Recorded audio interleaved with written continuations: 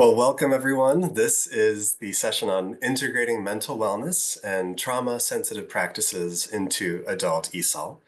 Uh, we're going to introduce ourselves, but first I'll say where we work. We work at the English Empowerment Center, which is a nonprofit community-based literacy organization in Virginia. We offer in-person and online classes and other services to more than 1,500 adult immigrants and refugees each year. So our main focus is English language instruction, and then we do lots of other things, family literacy, digital literacy, and so on. But we serve exclusively immigrants and refugees. My name is Xavier Munoz. I'm the Senior Director of Academic Programs and Student Services here at EEC, which is English Empowerment Center for short. And I get to oversee all of our programming from our classes and tutoring to our student support services. And Melissa, please introduce yourself. Hi, everybody. My name is Melissa Ray. I am the Faculty Support Manager at the English Empowerment Center. Um, I have been in the field of adult education for about 30 years now, and I have mainly been a teacher, and I've primarily worked in settings like homeless shelters, recovery programs, jails, reentry programs, family reunification programs, and so I've worked with a lot of individual learners who have had trauma. And in my lifetime, I've experienced trauma myself. So I've had a fair amount of experience working through trauma in learning environments. And I'm happy to be here and share our experiences with you. And I think all of you saw those polls as you joined. So I just will read aloud some of the who we have with us today. So it looks like the majority of folks are teachers or tutors, and it's about an even split. Those of you who work in ESOL, those of you who work in ABE, GED, HSE, NEDP. About a third of you all are program administrators. 5%, or just a couple of you, have a background in mental health, and about 20% have other backgrounds. So if you want to share that in the chat, we'd love to see. Um, a key thing, right, about this session is about mental health and how do we address that in our programming with adult learners. So the other poll question that you kindly answered was whether your program does any of these things. And a couple of you mentioned that your program design does address mental health or trauma, which is great to hear. No one said that they conduct screenings or offer mental health services in their own program, which is the same as our circumstance. We're not equipped, we're not skilled to do that ourselves.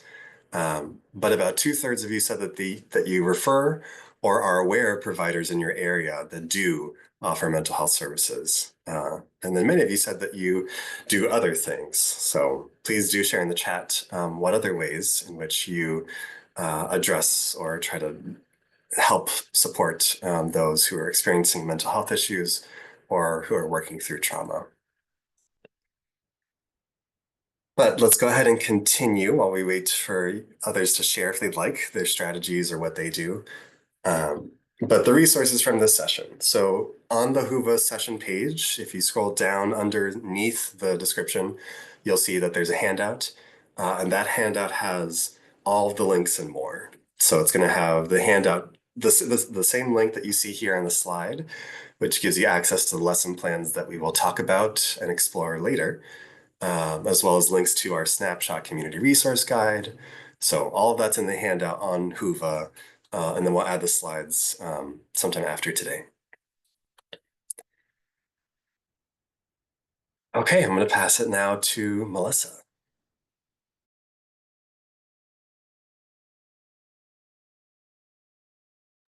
Just have to unmute myself. Okay, so we want to talk about mental health and trauma in this webinar, and most of us know someone who's touched by mental health issues and or trauma if we haven't been ourselves. It could be an acquaintance, a family member, a coworker, a loved one, and even it could be yourself. The chances are that your English language learners and your adult learner students will certainly deal with these issues. Okay, next slide. And in fact, a study was done, a very broad study that Harvard Medical reported on that said that 1 out of every 2 people in the world will develop a mental health disorder in their lifetime. And that is a pretty shocking, statement to make. But the point is not to scare you, but to really bring this issue into the light and start to talk about it and realize that everyone is touched by mental health issues at some point in their life. And so we do want to bring these issues into the light for ourselves, for our loved ones, and certainly for our adult learners. And it's our hope that this presentation will help us to begin to do just that by addressing trauma issues that often present in our adult learners. Okay, so let's establish a base of what mental health is.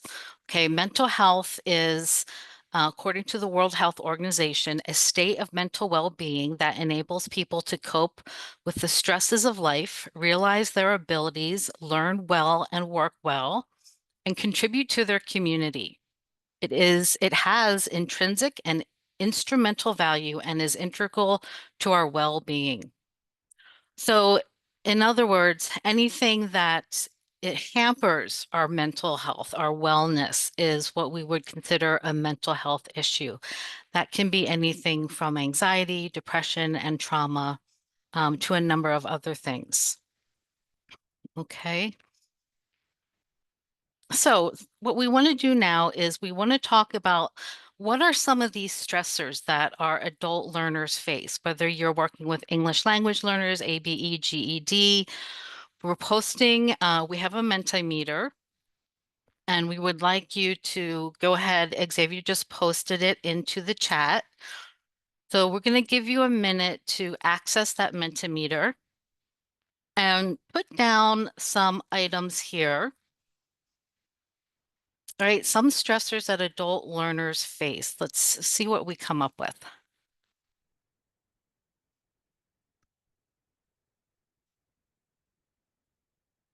Financial stressors, money, safety, good. Health issues, unemployment, good. Money, fear, racism, being a single parent. Excellent. These are all excellent. Yes. And more. Immigration status, family stressors, general stability. Wonderful. Yes. And the list could go really on and on. Okay. Next slide. So one of the things that we want to do when we talk about mental health is to talk about trauma, because a lot of our students do have some experience, some have experienced trauma.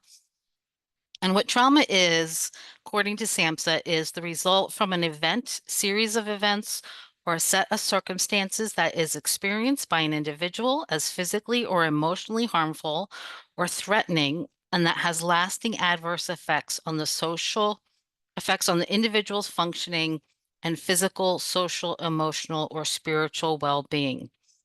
And unresolved trauma can really have serious impacts on our students' ability to learn. Okay, next slide. So the big picture for us at the English Empowerment Center, we work with, you know, thousands of immigrants from all over the world. Many of our students have had to overcome great hardships in their home countries and then on their journey here as well. And then once they resettle, they have hardships sometimes too. So even those, as in this slide, even those who may not have had, experienced conflict or violence directly, they may still have experienced significant hardship and or trauma in their lifetimes. Okay. So next slide. This image, you don't need to read this. I'm going to explain what this image is. There are layers of trauma that can occur, especially with adult English language learners who have come to another country, or in this case, the United States. And here in the center, in the very center, is violence or trauma at their home country. And that's sort of the starting point, the thing that gets them or makes them want to leave their country. And then the next layer is migration trauma, things that can happen on their journey to the United States. Many things can happen. They're subject to possible trafficking. People take advantage of them. They take their money, things like that. And then once they settle in the United States, they have post-migration stressors as well that can turn into trauma. So those are things like, as we just said, financial hardship, language barriers, a number of things that can be culture shock, very difficult to deal with.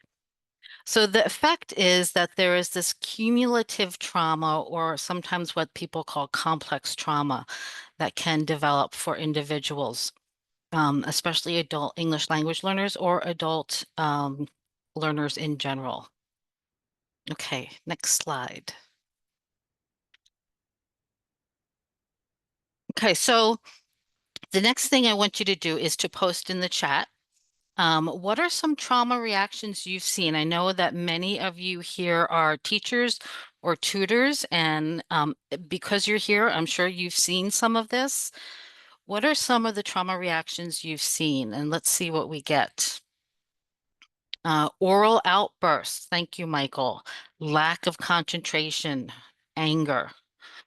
Yes, those are all excellent. Shutting down. Absolutely. Mm-hmm. Fatigue, numbness, panic attacks.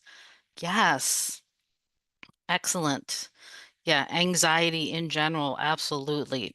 Good. Keep them coming. These are all good. Stopping or dropping out, breaking down in class, crying, things like that. Excellent. Yeah, so we've seen this. We've all seen this, right? So we want to deal with this. And how do we do that is what we're going to talk about. This next slide is a list of basically what you all just wrote. I'm not going to go through them all because you basically just said them yourselves, but they'll be there for you to take a look at later if you would like to. Next slide. Okay. So trauma effects on the body and the brain.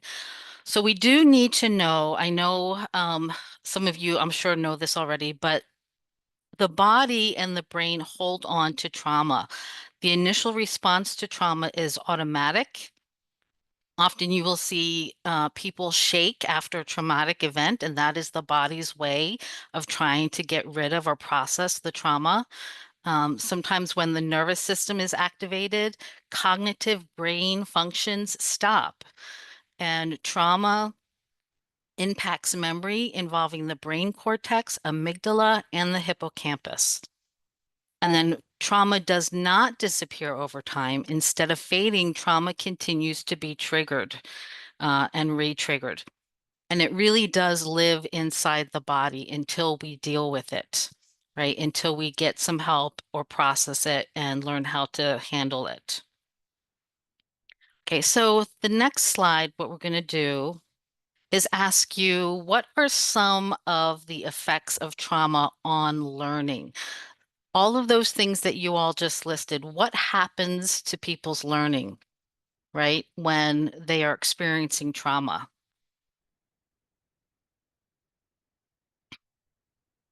You can go ahead and put that in the chat.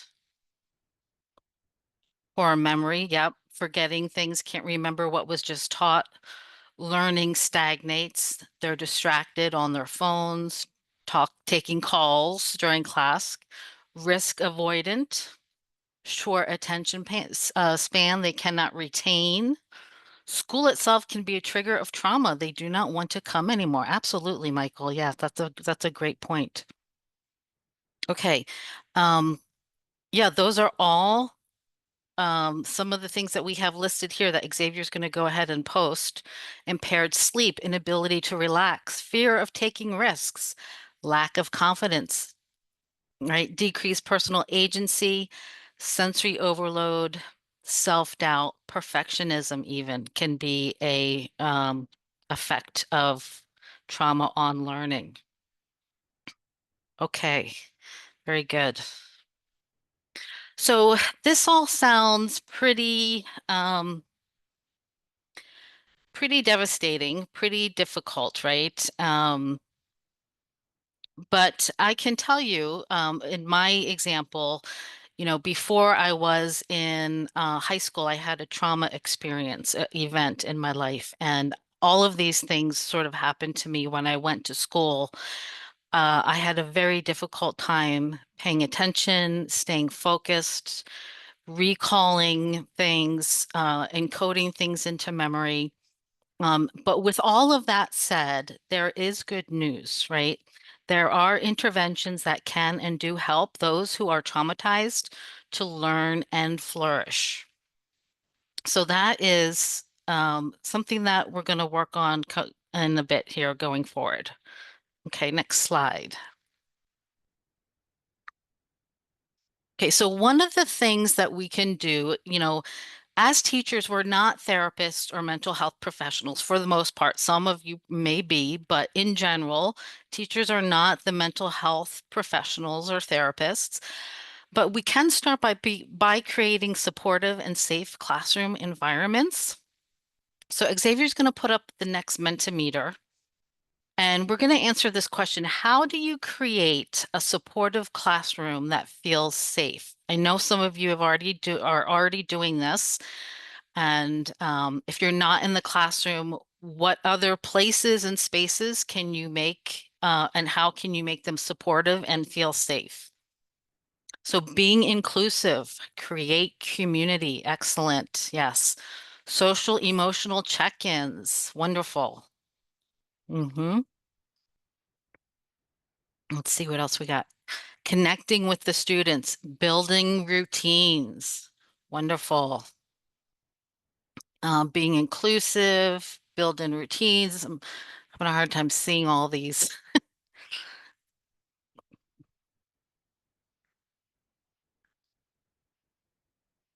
Yeah, yeah, these are great. Excellent. Yeah, so we all are, it looks like we have a pretty good foundation for the a space for relationships, careful questioning, being patient, absolutely. Warm welcoming, no pressure to speak. Excellent. These are very good. Everyone, it sounds like we have a room full of experts already. Okay, next slide.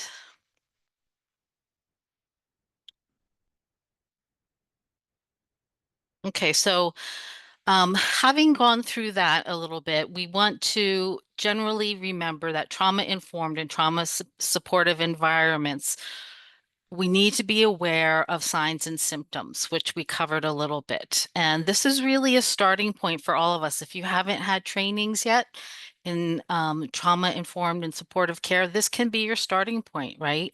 To learn what are those signs and symptoms? What are the things to look for?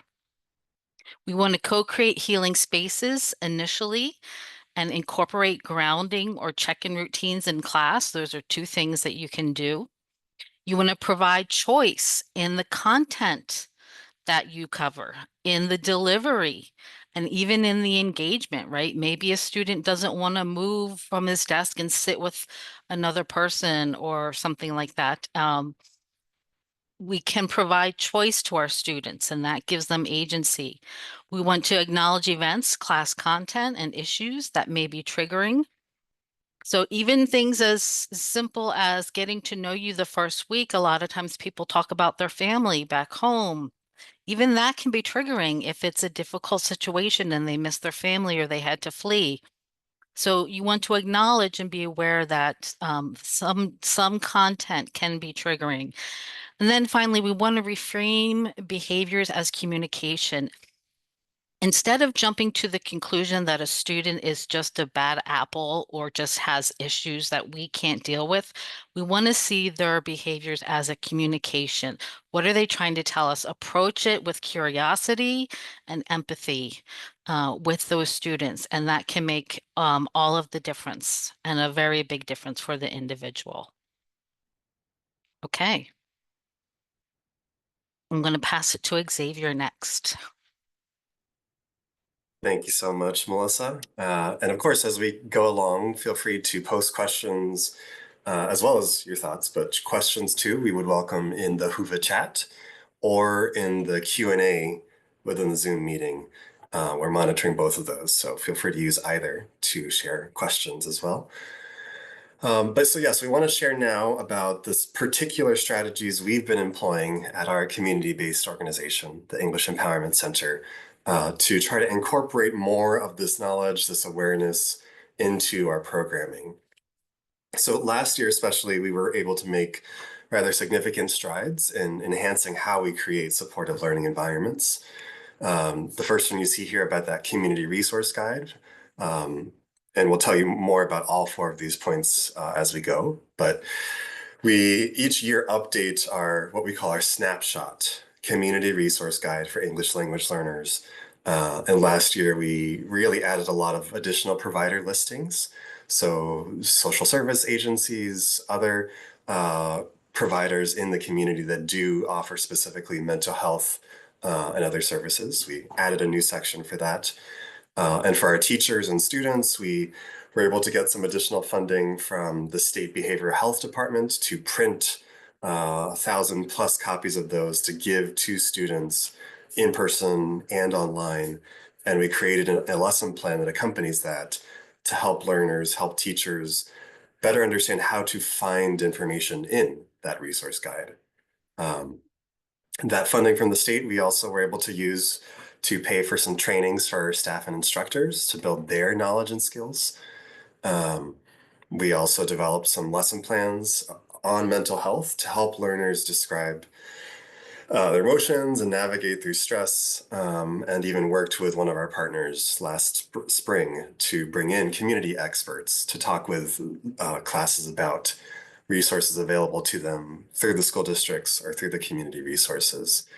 Um, and before I dive into each of these in turn, I do want to say, of course, that during these days, unfortunately, as immigration enforcement activities and ICE has risen, we've certainly recognized the need to equip both our staff and instructors and learners with the tools, the knowledge to stay informed and feel supported. And so to that end, offering guidance that's empowering and that's educating while balancing and walking that fine line with not being alarmist or adding to the levels of fear, while still trying to be rooted in dignity and care in what we do. So for that, just to briefly mention, we created and have shared protocols for all of our in-person classes on what to do, how to respond if immigration officers or ICE agents do go to their class site, to help our instructors be prepared and know what to do and be safe or take procedures safely without escalating fear. Of course, we've been sharing a lot of Know Your Rights information with our instructors, also directly with learners, in a way that's more about here's information that applies to all of us, right? And not saying that it's because for you specific students, because we don't know and we don't ask their immigration status, but really more, this is useful information for all of us to know and to share with people in our communities if we think it's helpful. Melissa actually also created tips and a suggestion guide so that if there's an ICE encounter or incident at one of our class sites, the teachers have some information, some structured guidance on how to help learners process emotions that class day or the subsequent class days, with a focus around emotional check-ins, reestablishing a sense of calm, resilience building activities, and doing so in a way in a language classroom that also brings in role-playing activities, vocabulary building, and so on. So happy to talk more about that if you'd like, but just wanted to make a note that, of course, with trauma and stressors, we need to acknowledge the current climate that we live in, and that's something that for us, we've been contending with this year so far. So Snapshot is our community resource guide that is intended to equip learners with valuable information about a wide variety of resources available in our community.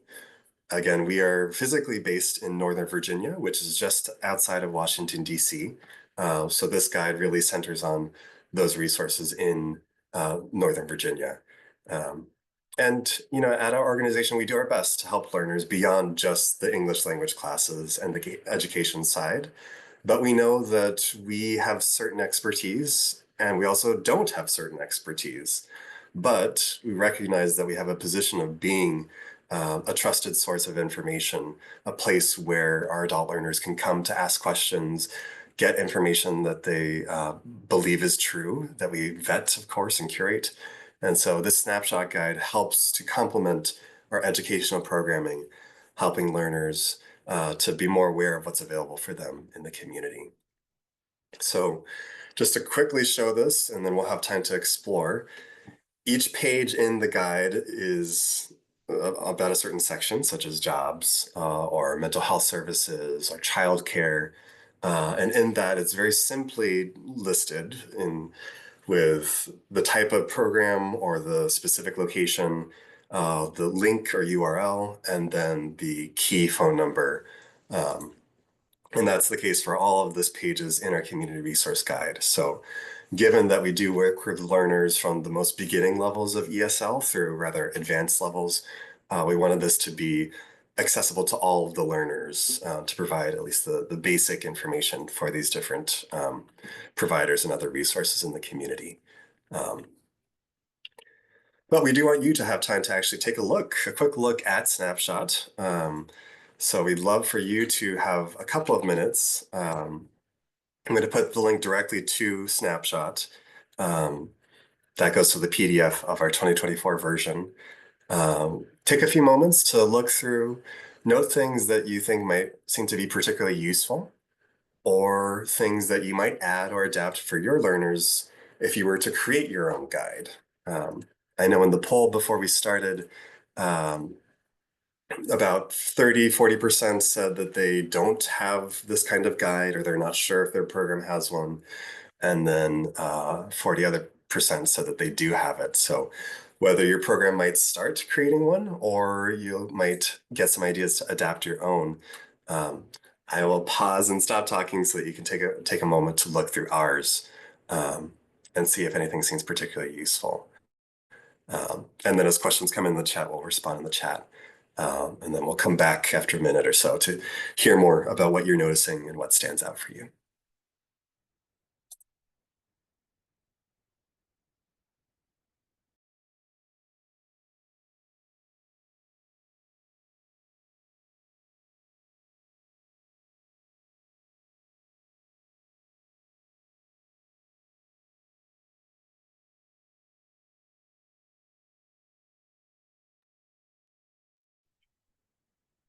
Xavier, do you want to answer the questions as they come in or hold off for a bit? I think as they come in, yeah. Okay. So the question from Aspen is the guide only available in English or are there translated versions as well? So our guide is only available in English. We recognize that language access, right? There are strategies like translating materials into other languages, but it's kind of a matter of funding, right? A lot of the funding that we get, we put into updating the list and curating it, checking the links, revising that, adding other providers. And then we know that currently, mostly the way that Snapshot gets used is either from our partnering agencies where they know that we've created this and they talk about it with their clients and their community members, or it's in our classes where its teachers are helping guide learners through the guide and how to find things. And then because of their more personal relationship with the students, their rapport, they can get more information and then refer back to us. Hey, a learner has this specific question to which we can then follow up with the student directly. Um, but it's something we've had in mind, but the funding just hasn't quite been there yet.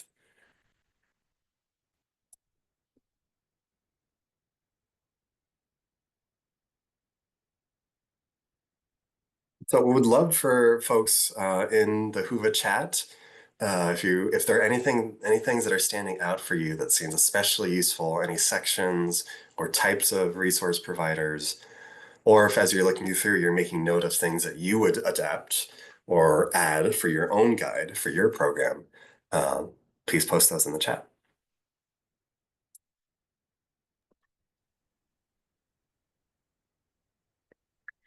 Yes, the presentation slides will be available. That was a question that just came in.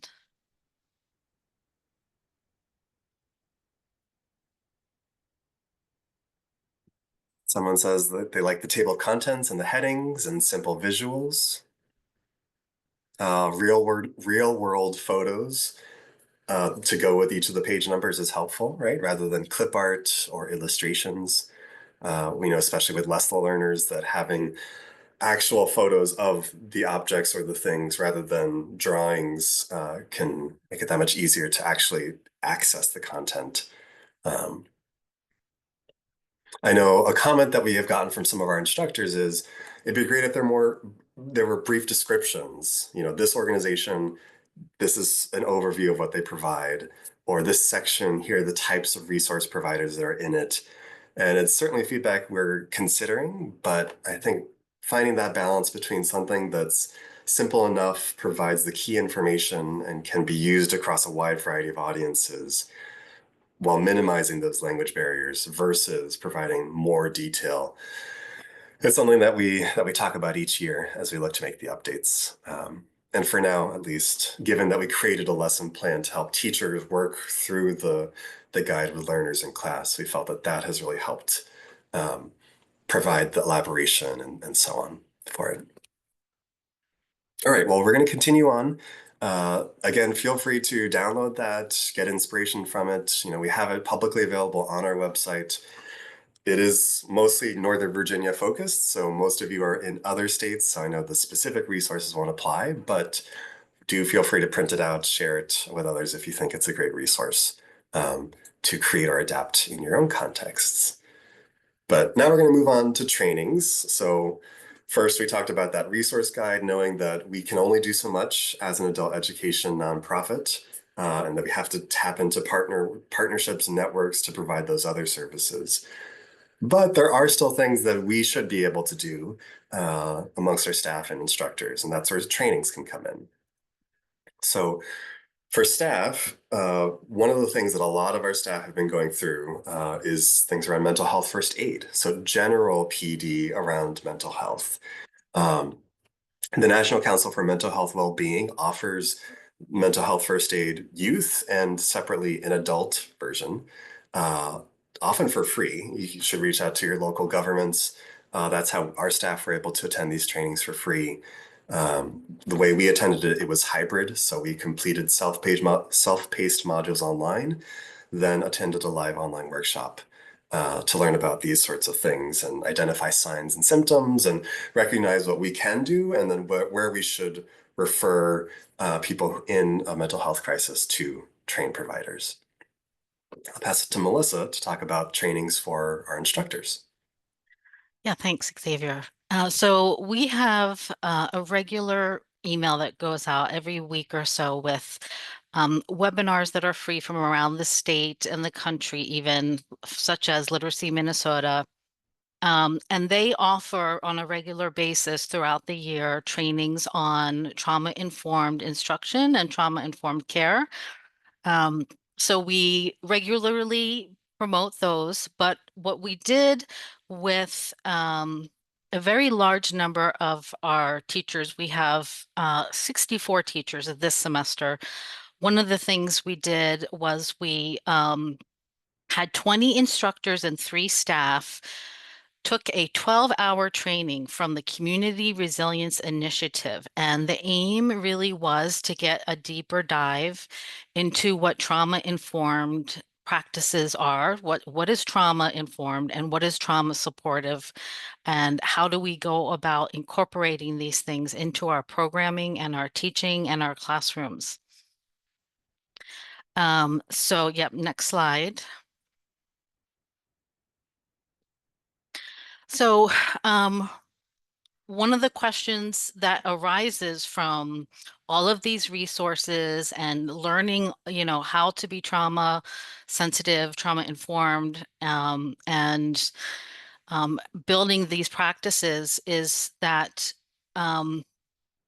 people have resilience. And even though many people, including our students, have trauma experiences and mental health experiences, um, resilience is something that people have, and it's something that people can build. If you're not born with it, you can build it. So what are some of the things that can foster resilience? Xavier just posted again a link, so you can use the Mentimeter again to put in some ideas of what can foster resilience in an individual who has experienced trauma. Goals, hope, support, consistency. Yes. What else?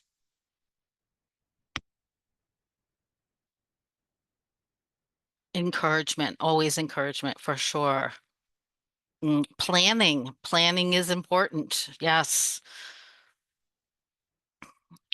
Connection. Yes. Community, of course, that's always a big one. Very much so. Okay. Yeah, those are great. That's a great start.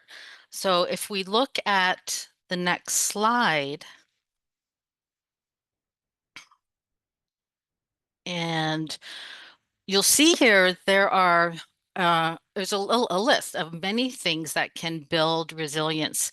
And in the community resilience initiative trainings that our teachers took, they actually identified 42 resilience building blocks. So that means, at least by their account, there are 42 things that people can employ, adapt or adopt into their practice for themselves, um, and or in your classrooms to help in building resilience. And resilience is the thing that helps people get past trauma. So things like learning to ask for help, right? Learning to accept help, allowing the experience of success or failure, right? Expressing one's feelings, that can be very important. A lot of people keep things down, and expressing those feelings is important. Developing relationships, somebody said that. Sharing important information, working as a team, all of these things build resilience. And so there are so many ways to do this. And again, resilience can be learned. So if you have somebody who feels as though they don't know how to be resilient, there are ways to help them learn these skills. Okay, we're gonna jump into a scenario or two next and talk a little bit about what we might do in a particular scenario. These are actual scenarios that came up for us in one of our classrooms. And this first scenario, number one, says a student in class who has recently arrived to the USA regularly appears agitated and stressed. He routinely interrupts class to complain about trying to resettle in this country and the various obstacles and difficulties he is facing. The teacher regularly redirects the student, but over many weeks of class, he persists in interrupting the class. Okay, how might you handle this scenario in scenario number one? Okay, go ahead and post in the chat how you think you might handle this scenario. What are some things that you could do?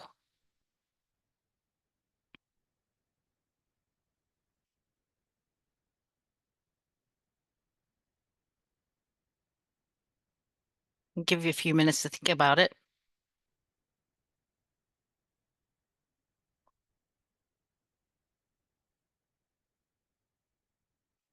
One-on-one conversation, getting to know him, giving him place to discuss his barriers and obstacles. Great. Thank you, Amelia. Talk with the student individually, connect him with others who may support him as well. Ask the student if they need to talk. We have social workers to talk to students who would like that. Okay. Meet with him one-on-one to connect with resources and onboarding process. I would have an introduction meeting, have an interpreter with goal setting, and provide a list of supports. Wonderful. Provide resources, connections to help him after identifying his obstacles. Very nice. Yes. Okay. Yeah, all of these things are excellent ideas, and these are things that we did with this particular individual. It is a shorter class. It's 4 hours a day, 4 days a week, but it's 8 weeks. So it wasn't a long period of time over many, many months. It was a couple months. And he didn't come back to class, I believe, after the initial time. But we did all of the things. We shared resources. We the teacher talked with him one on one, and even the students, because he did talk about these things openly sometimes in the middle of class.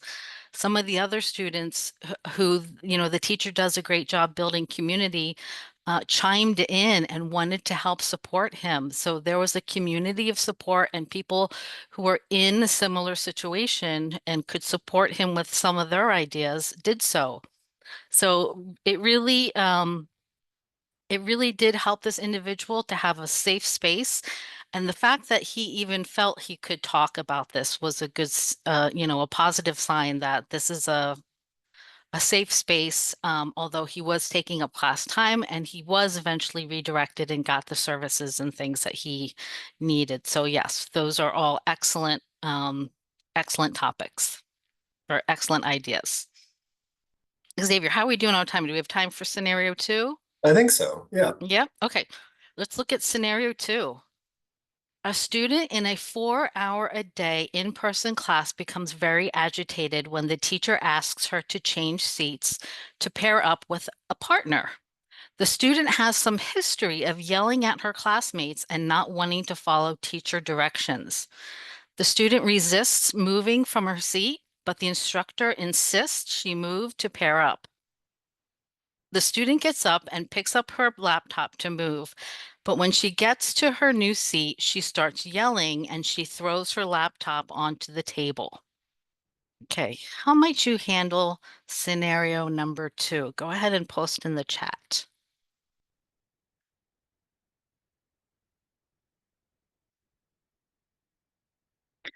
Okay, Amelia says create an environment with choice, paired work or individual work. Nice. Giving choice. Ask her privately what's going on. Depending on culture, she may not want to partner with a male student. Perfect. Yes. I would not have made her move. Good, Anne. That's a good point. Talk after class, listen first. I would ask the student to leave the room to calm down and talk about the problem. Okay, thank you, Amy. One-on-one conversation, maybe she does better working by herself. To avoid it happening, do not force someone to do something they don't want to do. Very good point, Kevin. Yes. I agree with all of these points. I think it would have been better to probably let the student have some agency and choice in this situation, especially given that there is some history of difficulty or stress in the classroom. And but she did end up she had a case manager that she worked with, luckily, that she had already had connection to, and we were able to set up, we facilitated a meeting and they were able to have a nice, long, lengthy discussion. She had some assessment or screening done to see what's going on for her in terms of trauma, and she got the some assistance that she needed. And we also moved her to a virtual class that was less time, so that instead of in person and, having the physical space where she moves around and was being paired, she was in a virtual classroom. And since this time, she has been just a model student and has done really well in this class. Okay. All right, back to you, Xavier. Great. Thank you, Melissa. Um, so that's one piece of the trainings and how to build our awareness, knowledge, and skills so that we can help address uh, issues and things as they come up in class. But the other part is how can we also be proactive in making space in class, helping to build the language and the vocabulary to name and describe these things that some learners might be experiencing. Again, we remind our instructors that we are not equipped to provide mental health services. There are other agencies that can, but what could we do in our classes? How can we open the door to talk about mental health, right? It might be a taboo topic depending on the cultural backgrounds of learners. It might not be something that is as the mentality around it is as open and embraced as it is here in the United States. So how can we delve into the topic? But first, with our final question in Mentimeter, we'd love to hear what topics you would address if you were creating lesson plans around mental health, around uh, these topics that we've been talking about today. Um, what would your lesson center around? Um, if you're working with adult ESOL, great. If you're working with ABE, GED, great. But for your program, what sort of lesson topics would be what you would focus on? And then after that, we'll share the topics that we selected.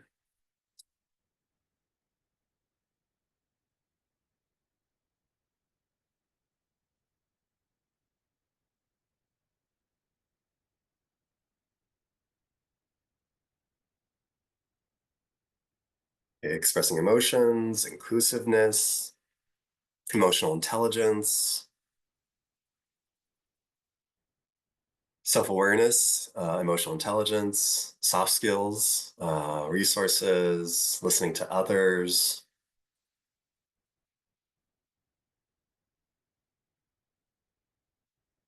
But I think this is often where that overlap between sort of mental health, trauma-sensitive practices, and social emotional learning, or SEL, right, where it really can converge quite nicely. Seasonal depression, community, healthy communication, dealing with conflict, creating community. Great.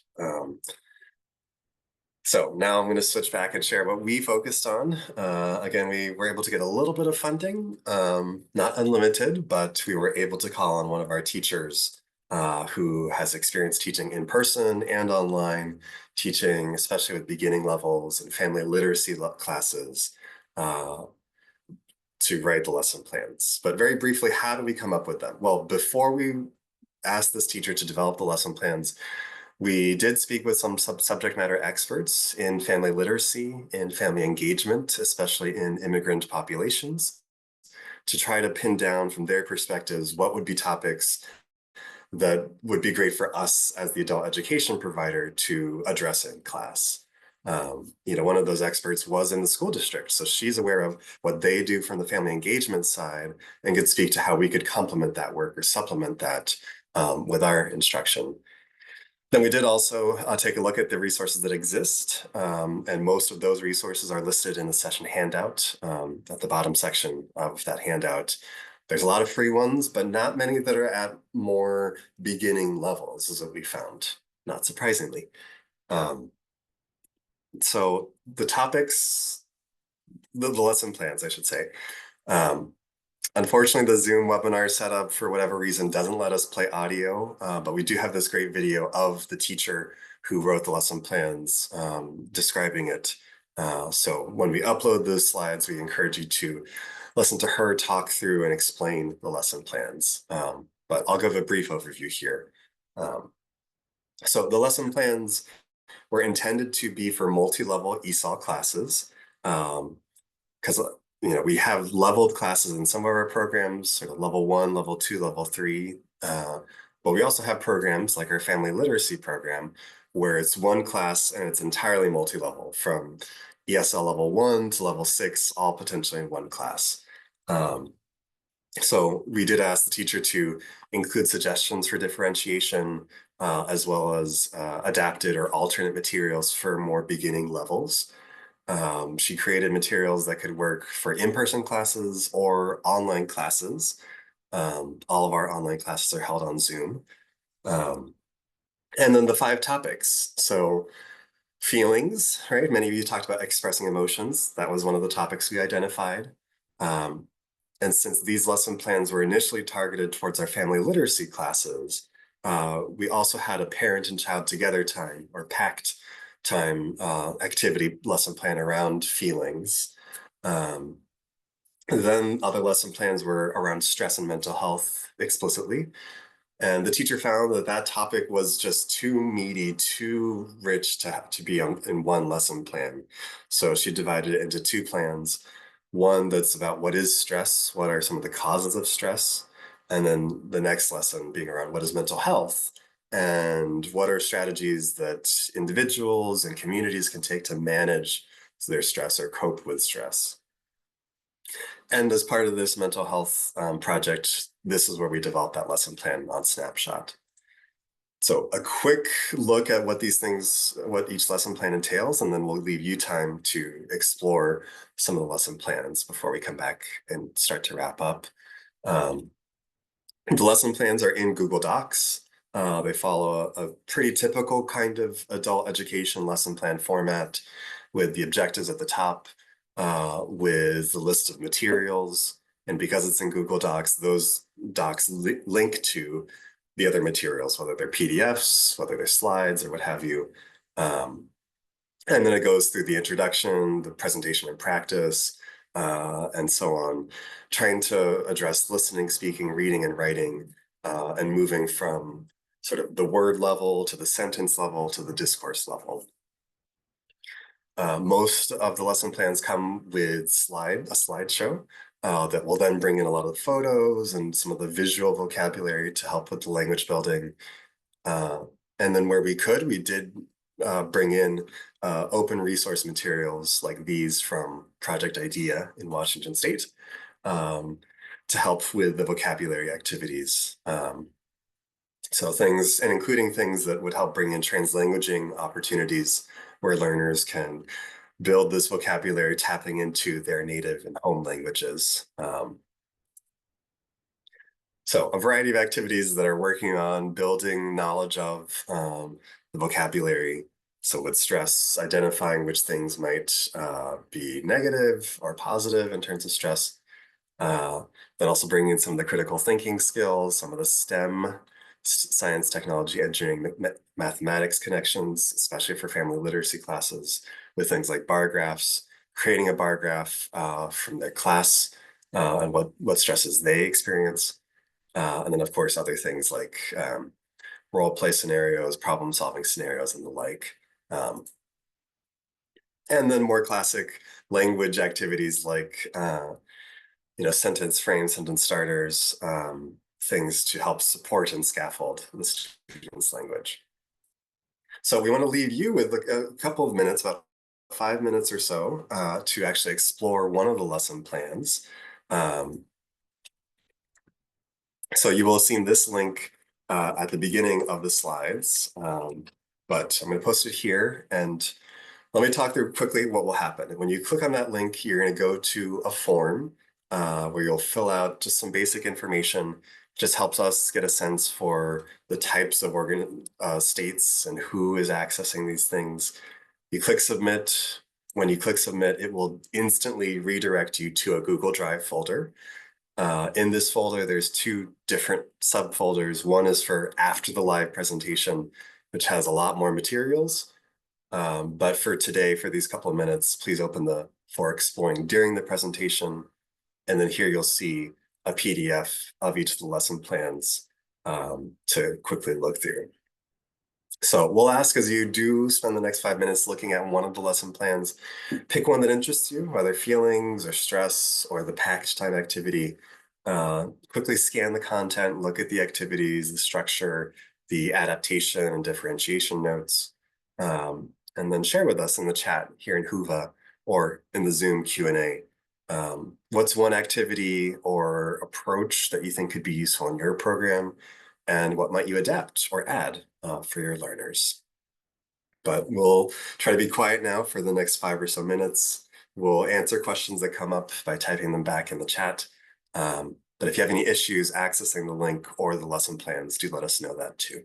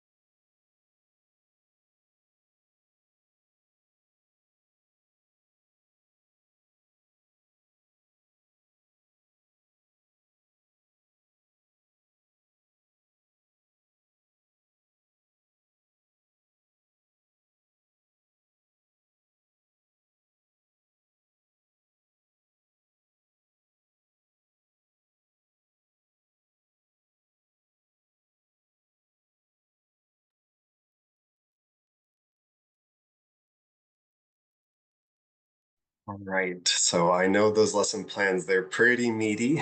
The teacher really wrote a lot of detail into it, including at times, specific things to say, uh, and really tried to write it in a way that teachers of a wide range of experience levels could take this and feel much more comfortable with how to bring these topics into the classroom. Um, so I'm going to show a little bit of the feedback that we got from our instructors here on the slide, but would love to hear in the chat what stood out for you, if there's something you particularly liked, or what you might add or adapt. Um, but some of the feedback we got was uh, learners really appreciated the opportunity to talk about stress and mental health. Um, and that given that these are family literacy classes, it enriched the content by being able to think about mental health not only for themselves and their families, but especially about how to support their children's mental health. So that comment in the chat and Huva, the loving the pack time lesson plan. Yes, we too use the Oxford Picture Dictionary. Um, and like you'll see in that activity plan and the accompanying just feelings lesson plan, we identified some readers from the Unite for Literacy online library that's free, to provide some just additional reading content, some stories, non-fictional and otherwise, around emotions and this topic. Um, but of course, our teachers echoed what we told them as well, was that acknowledging boundaries was important, that none of the activities should ever be forced, but rather it's to help facilitate to the extent that each learner is comfortable, either talking about themselves or just practicing using the language around those different topics. Um, so I'm going to pass this now to Melissa to talk about the other component of our approach. Okay, so after the lesson plans and the actual classes were held with the lesson plans for our family literacy program, we had some community guest speakers, and we have 5 family literacy programs, and most of them are with the Alexandria City Public Schools. And what we did, if you go to the next slide, Xavier, um, we partnered with the school system to bring in mental health experts.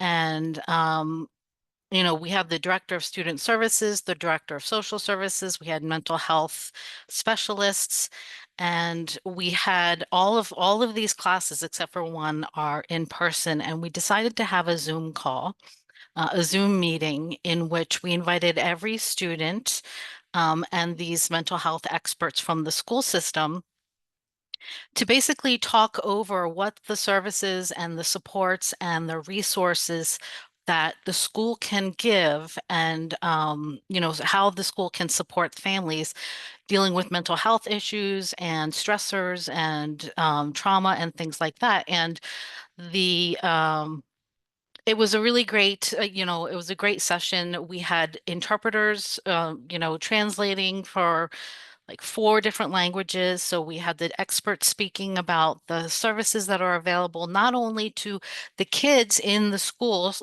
like our family learning program has the adults in one room and the kids in another room. So it was about how to support the children in school, but also how to support the family as a unit and how to support the parents as well. And the services that are available to the children and the parents and the family as a whole were talked about at length. People ask questions to know what services are there, and that essential connection of bringing those resources together and putting some faces to the names and the numbers, and make it less mysterious and more accessible for everybody. So that was a really nice and successful session that we had. Okay, so looking ahead, what we would like to do as we wrap up here is take a moment to reflect on today's session, right? What is one action step you will take to make your program or class more trauma sensitive?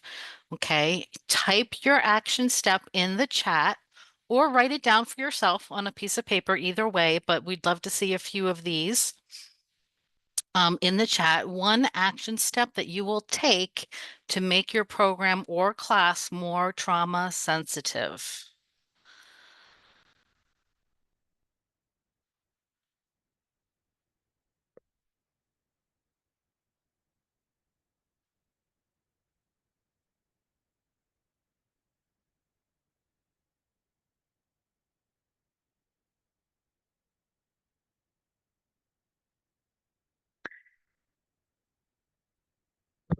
Talk with director about building out resource guide. Great. Resource guides are very helpful. Thank you, Amy. Create a guide for teachers and students. Good. Mhm.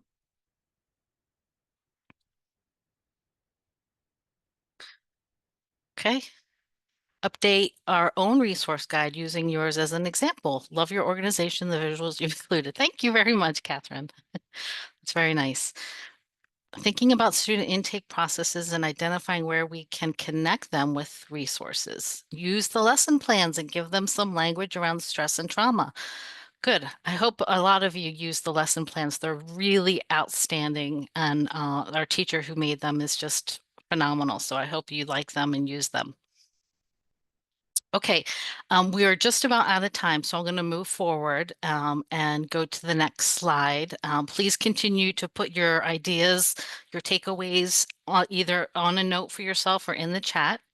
But Q&A, any questions? And also where to access the material. You can scan that code, and there's also a link that will be there when we share the slides. So let's take a few moments. We have about 3 minutes left. Any questions from anybody at this point? Do you help students with calling, connecting with organizations in Snapshot? For our organization, we have a hard time finding the capacity to do so. That is a good question. It depends. We do have a student support services coordinator who can often find, he's a Spanish speaker, and a lot of our students are Spanish speakers. And sometimes we do that warm handoff and help the students with things like this. We try to do that as much as possible, but with, almost 2,000 students a year, it can be a challenge. But it is a great idea if you can do that warm handoff. Have you noticed any particular groups that are more or less receptive to these conversations? Oh, that's a good question. Xavier, would you say we've noticed that? I think from what our teachers have told us is no, actually. We wondered, especially, I mean, our largest country of origin is Afghanistan. Our top 5 languages are Spanish, Arabic, Pashto, Dari, and Korean, Vietnamese. So it's a really diverse group of learners that we get to work with. But our teachers who have worked with these lesson plans with learners from Arabic speaking countries to Spanish speaking countries and other countries. They haven't pointed out any particular learners being, pushing back or being particularly resistant. So I think that speaks to our teacher who wrote the lesson plans that, at its core, it is still a language lesson, right? And it's building that vocabulary. It's providing opportunities to elicit from the learners and help give them that chance to connect it personally to the extent that they would like. But no, we haven't found anything yet in terms of the pushback. More just that we're hearing from learners more and more of what other types of resources they'd like to support in finding or learning about, which is great. Just opening up that conversation even more.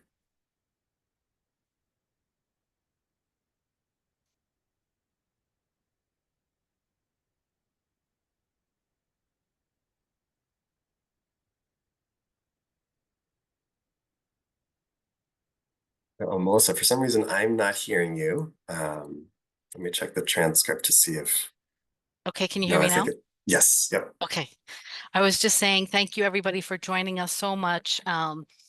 Really is a pleasure to bring this material and resources to you, and we hope that you find them useful. And of course, feel free to contact us. Our information will be in the slides. You can certainly contact us if you have later questions or inquiries. We're always available. Thank you so much.